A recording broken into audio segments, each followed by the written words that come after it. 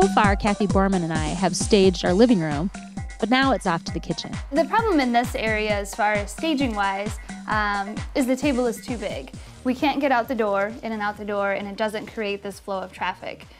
So ideally what we want to do is put a smaller cafe table that's going to come right under this lamp here. Probably round. Right. Which I don't have, so we're just gonna, but better to completely take the table out and put nothing there than to leave it in. Right. Okay. Right.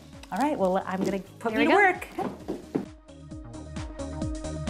It looks completely empty in here now, and it makes me, you know, this is something that would be hard for someone who's selling their home, but we've taken out this table, and it feels like there's nothing in here. It does, and it feels a lot bigger and less cluttered and more space for someone to kind of come in and create their own homes. And now we have a beautiful view outside. Exactly, yeah. We're not blocking that view again because you have a great deck out here and beautiful landscaping in the summertime, so we're not blocking that to see.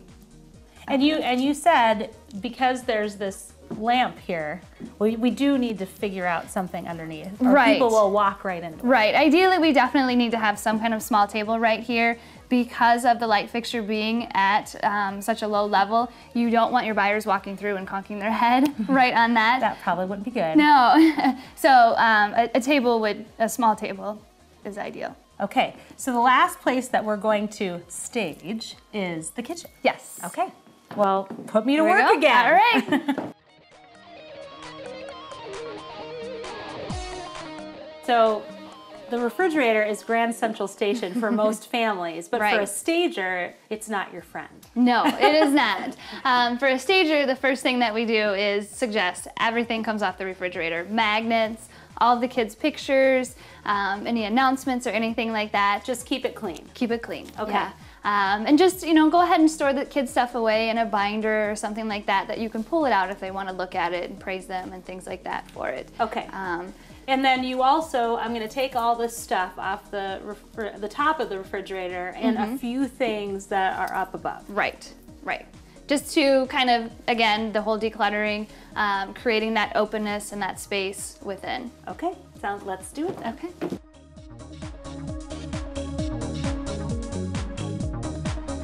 And that's about it for the kitchen. We want to keep the countertops clean, no towels or anything like that hanging, nothing sitting on top.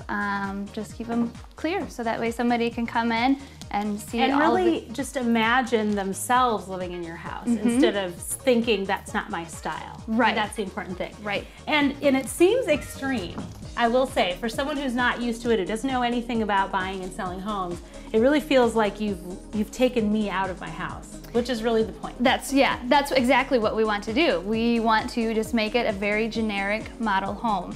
So that way, any buyer that walks through, it appeals to them and they can start creating memories in the home. And Kathy, I heard from somebody, not you actually, that statistically you have a great, I guess, response rate for when you go through and stage a home, how it impacts how quickly something is selling, right? Right, right. Actually, the homes that I stage right now, they're selling in 29 days. Is the average. I just had one a couple weeks ago sell in 4 days after we went through and staged it. And what's the average when you don't stage it? When you don't stage it, right now on the market, it's anywhere from about 90 to 100 days. Okay, so it's a significant difference and an investment that if you really want to sell your house, these are the things that you need to do. Right, right. It just takes a little bit of time and a little bit of effort, but it sells the house so much quicker. Well, Kathy has some really great ideas for things just to declutter.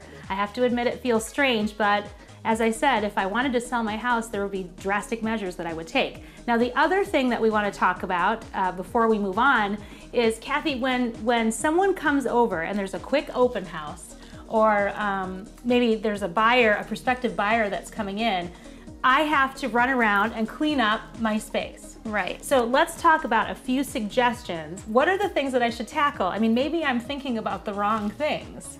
A few quick things and I always suggest to homeowners is to have a storage bin or have a basket that's for open house day. That way you can kind of collect everything up, put it in that basket, and that basket can go in your car. So things like making sure, you know, there's nothing in the sink or You in would the say dishwasher. clean off all the countertops. All the very countertops. quickly. Nothing in the sink, you said. Okay. Right. Any kids' toys or games or books or anything like that that's sitting out, clear those out. And definitely, you know, you want to give a quick wipe down of all the counters, sweep and vacuum the floors real quick. Another big thing is with bathrooms. Clear the countertops off, no toothbrushes out, no mouthwash, anything like that. All that goes in the storage bin and goes out with you. What about shoes? I have 6 people in my house. There are shoes galore. Shoes, yes, definitely shoes. You don't want them sitting out, laying around by the door, anything like that. Those would need to be picked up also into your storage.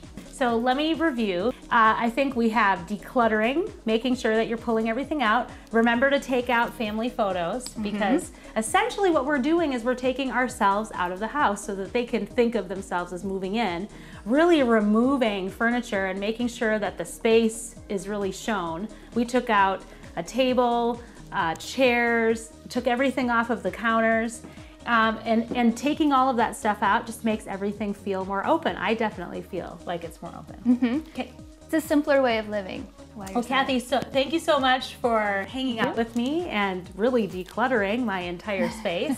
And up next, we are going to be talking to Adam Carroll with Four Legacies Mortgage about the things that you need to think about when you're selling your home. So when that awesome buyer comes in, you're ready to sell it and you don't hold it up. We'll be right back after this.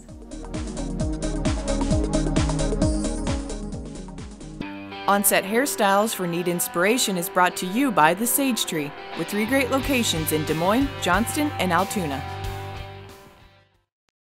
Need your photos, slides, or home movies turned into a DVD? Just remember, put it on video. How about CD and DVD duplication? Just remember, put it on video. Creating a special digital scrapbook of your special event? You guessed it, put it on video. Put It On Video is your answer to fixing, creating, digitizing, and mastering anything that has to do with audio and video. So the next time you need a professional to help you with the video or audio world, just remember, Put It On Video, located on University in Des Moines.